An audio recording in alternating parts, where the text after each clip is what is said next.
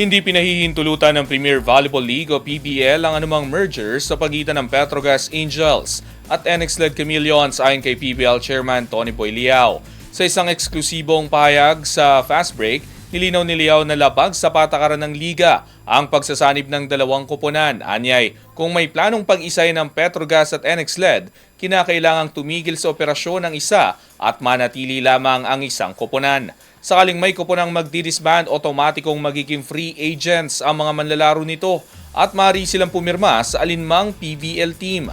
Katulad umano ito ng nangyari sa Cherry-Tigo EV Crossovers kung saan naging free agents ang mga manlalaro matapos mabuwag ang koponan.